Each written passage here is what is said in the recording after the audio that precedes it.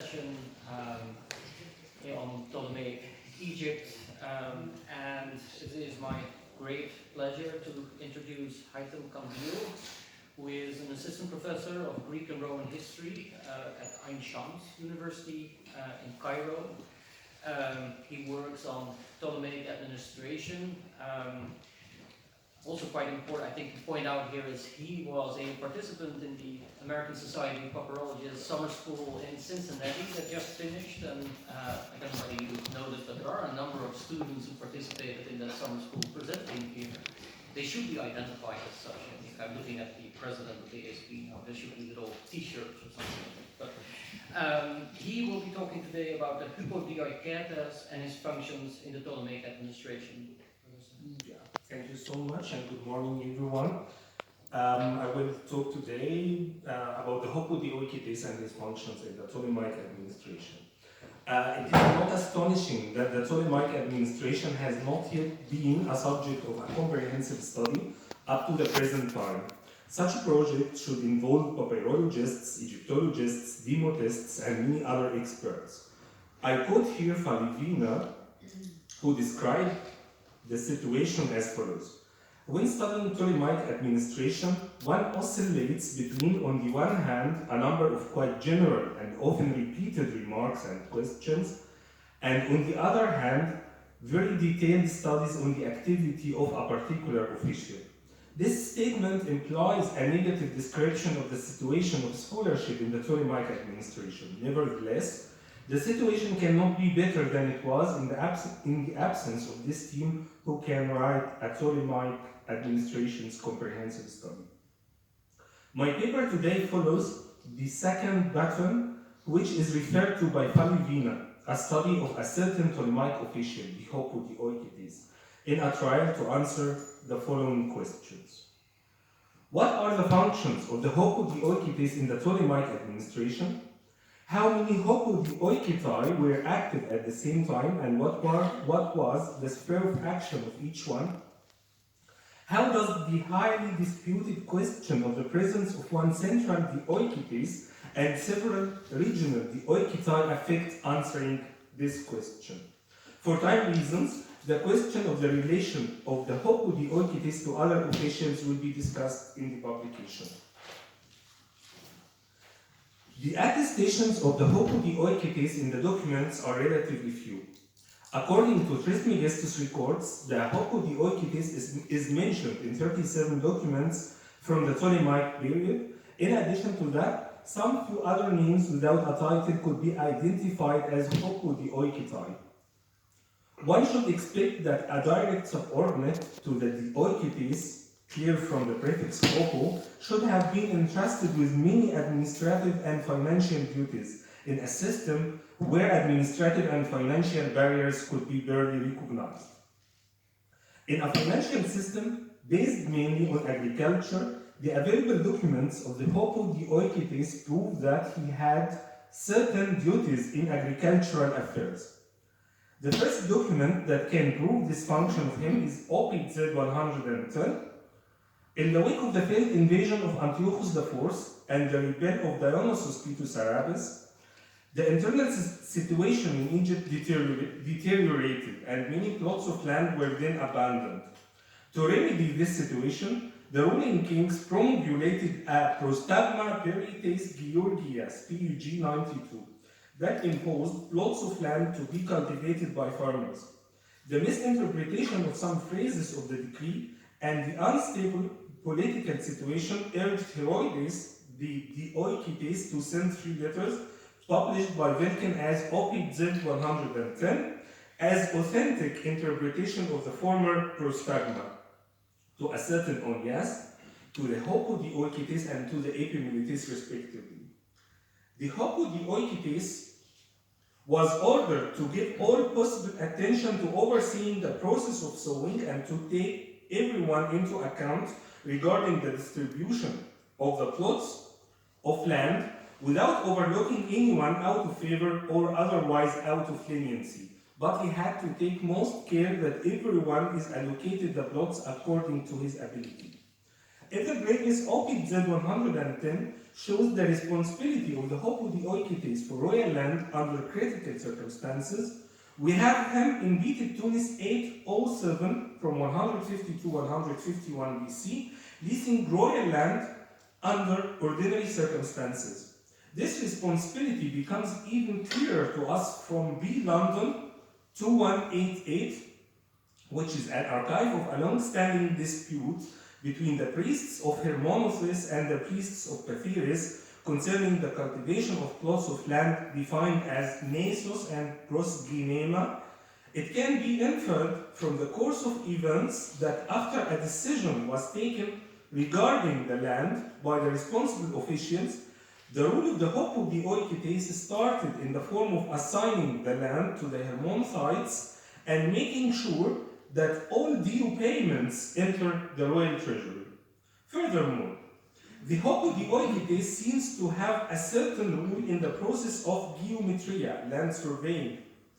In a report of a survey of a certain piece of land from Memphis, the surveyor underwrote, I wrote this as Hypodioiketes, who is chosen for the land surveying by Serapion, who is the Zonginis, the Strategos, and the Hypodioiketes. We have also evidence that the Hypodioiketes somehow was one of the many officials responsible for the administration of the Klerochic land. In particular, the practice of the confiscation of the Klerochic land and getting it back to the possession of the Basilicum. The procedure that took place under certain circumstances, as for example the death of the Klerochos. A good example of this process is P. 4, where many officials, military and civil, are involved.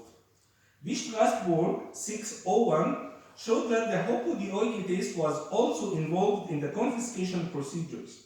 It happened that confiscation might have taken place while the crops of the land are still standing and not harvested yet, and or the confiscated land has some due payments. The Hypodioiketes appears in B. Strasbourg 601 as a reference authority that investigates such issues and gives the right decision concerning it. Moving to another important economic sector, tax collecting, we find evidence for a responsibility of the Hypodioiketes for this most important sector to the Ptolemaic economy. A detailed account of the procedures of levying taxes is described in OPZ 112 from 204 BC, where the oikonomos and the basilicus grammatories played a major role. Furthermore, I had proven in my PhD dissertation that the epimeletes also played a role in this process. However, we have evidence that the Hypodioiketes in turn had a certain function in the process of tax collecting. BSI 976, a Macedonian cavalryman, in PSI 976, a Macedonian cavalryman who is an owner of vineyards, requested the application of a reduced rate of tax on the production of his vineyard and the payment of an additional surcharge on installments. The request is addressed as usual to the king, asking him to forward it to the Dioiketes Hopus Grapsei Nicanori to Hypodioikete, so that he, the Dioiketes, writes to Nicanor the Hypodioiketes. The responsibility of the Hypodioiketes for the goodness and fairness of the process of tax collecting is evidenced from OPZ 113. In this document, the Dioiketes Dioscorides appended to the Hypodioiketes his letter to the Epimeletes. This letter shows that many people complained to the king by presenting themselves in Alexandria against the doings of blackmail and dishonesty by the organs of the financial administration, especially tax tenants. The Dioiketes warns the Hypodioiketes and reminds him of his responsibility for these doings of the assessments of his subordinates. The involvement of the Hypodioiketes in controlling royal monopolies, in particular oil monopoly, is clear from an official correspondence from Heracleopolis. The oil mill in Heracleopolis felt in a lack of supplies, and the result was that it ceased to work.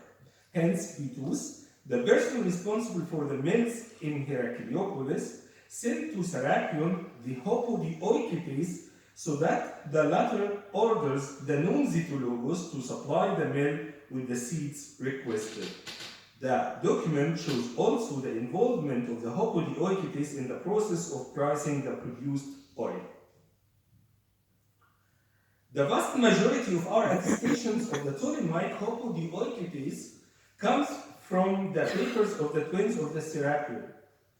The dramatic story, which I believe that many of you know it very well, this dramatic story of those two girls is a twofold story. A personal one, which is not related to today's topic. What is related to today's topic is the second fold of the story.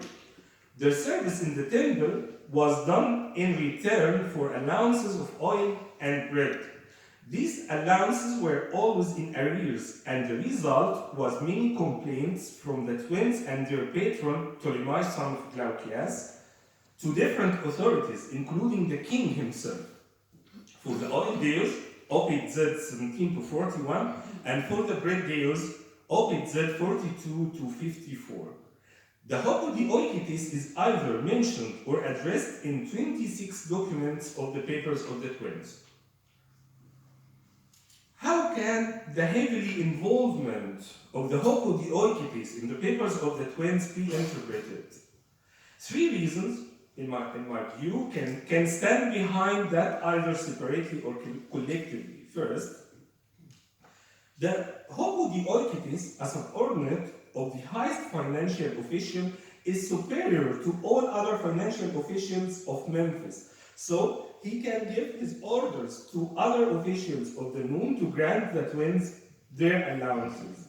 This can be evidenced from, for example, Opit Z 20, where we know that the Hypodioiketes ordered the Epimelites many days to grant the twins their allowances, and Opit Z 33 to 36 also, where the twins and their patron showed their concerns that they are afraid to face the same problem of allowances of the next year when the Hypodioiketes sails out. Second, the responsibility of the Hypodioiketes for oil monopoly can explain his heavy involvement in the papers of the twins. Opit Z 27 shows the payment of oil by the Hyperto Elio. This payment order was issued according to the instructions of many days the Epimelites. From Opit Z 25 and 26, we know that the Epimelites issued the payment orders according to the instructions of the Hypodioiketes. Since the Epimelites was heavily involved in controlling royal monopolies, and since his order of payment of the twins' oil allowances was dependent on instructions from the Hypodioiketes, so this may be also a proof that the Hypodioiketes had a function in controlling oil monopoly, as I have discussed before.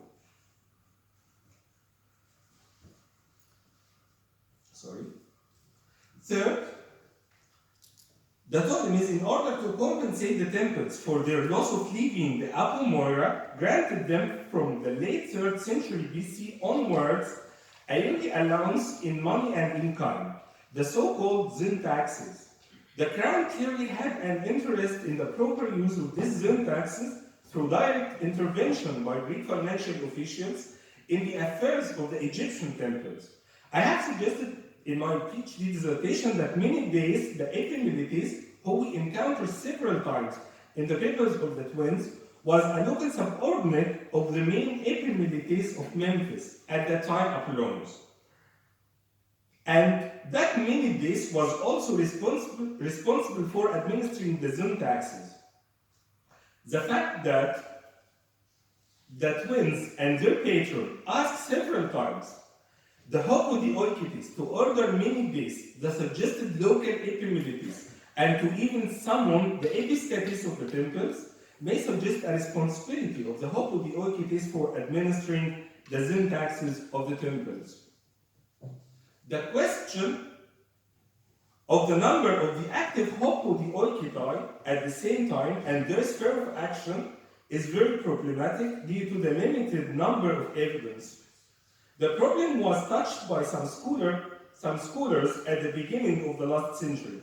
Maspero thought that there were 3 Hypodioiketes for Lower, Middle, and Upper Egypt. Boucher-Leclerc spoke of a competence of the Hypodioiketes over several names. The same view was adopted by Bennington. Wilken, in his commentary on Opit Z113, supposed that it is not improbable that the Hypodioiketes Dorion of Opit Z110 is the same of 113, and he acted as the Hypodioiketes of the Western Delta. So, do we have Hypodioiketes for Eastern Delta, Western Delta, Upper Egypt, and Middle Egypt? Ptolemaic Glaucias in Opit Z36 was afraid that when the Hypodioiketes sails up Istus Anotopus, the problem of the allowances of oil for year 20 regenerates again. This may imply that the sphere of action of Serapion, the Hypodioiketes of the twins' papers, may have been the Memphites and Middle Egypt. Moreover, if Wilken's supposition about Dorion, the Hypodioiketes of Opit Z110 and 113 is accepted, we have then a Hypodioiketes of the Western Delta who may have resided in Alexandria or a near place, probably in the Saitic Noum, and so he was the first of the other Dioiketai to get the harsh claim from the Dioiketes in Opit Z110. This is implied in the last 3 lines of Opit Z110, where the Dioiketes orders the circulation of his decree to other Epimelitai and Hypodioiketai. By the same token, there would have been a Hypodioiketes for the Eastern Delta, and it can be suggested that Upper Egypt had one either. A very much related question to the question of the number of the active Hypodioiketai is that of the presence of a central Dioiketes or several provincial Dioiketai or both. The highly debate concerning this question is summarized by Morin, where Wilken suggested first a presence of Landing Dioiketon, then returning to the hypothesis of the presence of central Dioiketes. The hypothesis of the presence of provincial Dioiketai was objected by Maspero and Boucher-Leclerc. When Zammelbuch 7377 was published, it seemed that the problem was solved since the document shows explicitly the presence of a Thebite, Dioiketes, and other Dioiketai. But the presence of those Dioiketai was interpreted by Wilken and others on the basis that they are Hypodioiketai rather than Dioiketai. This hypothesis relies upon 2 documents, P. Cairo Zenon 59236 and B. Cairo Zenon 59403, where Diotimos is mentioned as a Dioiketes in the first and mentioned as a Hypodioiketes in the second. It was concluded from that a Hypodioiketes could have been assigned the title Dioiketes out of courtesy, for example. This hypothesis was refused and refuted by Morin. David Thomas suggested the following in a trial to solve the problem. Under Philadelphus, there was only one central Dioiketes, and similarly was the situation in the 1st century. When Zammelbuch 7377 was written, the central office of the Dioiketes was abolished and replaced by provincial Dioiketai. The office of the Strategos, for example, was created also during that period as a manifestation of decentralization. The state returned to the centralization at some time during the 2nd century. I think that this hypothesis could be supported by the humble Aulic titulature that the Dioiketai carried in the first half of the 2nd century. If Thomas' hypothesis is accepted, I suggest that the office of the Hypodioiketes was also abolished during this period. There will be no need of a mediator between the central government and the new administrators, since a Dioiketes is present now in every nome. The fact that we don't have any attestation of the Hypodioiketes from the late 3rd century and the only certain dated attestation of him from the 2nd century is 164 BC may speak in favor of this supposition. To conclude, according to the so far available documents of the Hypodioiketes, he has functions in agriculture, tax collecting, controlling monopolies, and probably administering the zen taxes of the temples. These functions could have been much more, since a direct subordinate of the highest financial official should have been entrusted with many duties. Likely, there were 4 Hypodioiketi active at the same time, and probably from the end of the 3rd century to a certain time around the mid-2nd century, the position had been abolished. The Hypodioiketes does not appear at any of the Roman records till the 2nd century AD. Maybe it was abolished during that time, as the Dioiketes office itself was abolished during this period. He reappeared again in the Byzantine period, where he is attested in only 2 documents. Thank you.